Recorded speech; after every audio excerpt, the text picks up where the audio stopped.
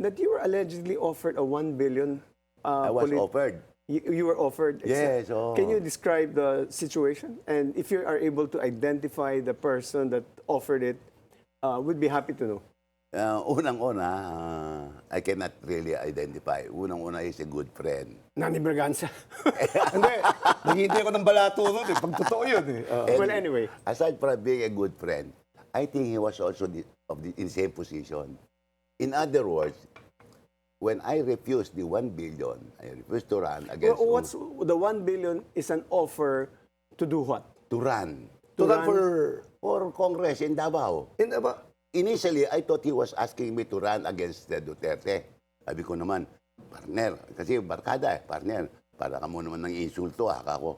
You were asked to run as a representative. Oh, yes. Yeah, pero nung unang offer, I thought he was asking me to run in Davao against Duterte. So, Against Duterte as because mayor? akala niya mayor. Oh. Sabi ko, ikaw naman, kaibigan, barkada. Sabi ko, Correct. ikaw naman, partner, para mo naman nang iinsulto. Lalabanan ko yung kaibigan ko. Correct. Naging boss ko ba? Sabi niya, hindi.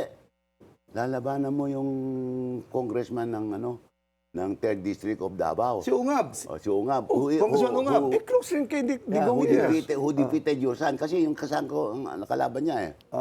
Sabi ko, Okay. ako, alam mo kako, hindi ako butante. That Sa Davao. The offer was made to me May 2024. May 2024.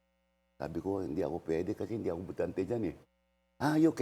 Pwede ka mag-transfer. You have time. Yes. Sabi nga gano'n. Wala na, 1 year eh. Hindi, yung 2024. 2024. May 1 year ka, di ba? You cannot. Yeah, you can. Sabi mo na, sabi ko, hindi pwede kako. Alam mo, gastos ka lang ng 100 million, may maiwan ka pang 900 million, panalo ka na. Hindi tayo maalala ko ng savings na 900 million to. Nasa amlan ng record nito. Ngayon sabi niya, pag matalo ka pa, after 1 year, you'll be appointed.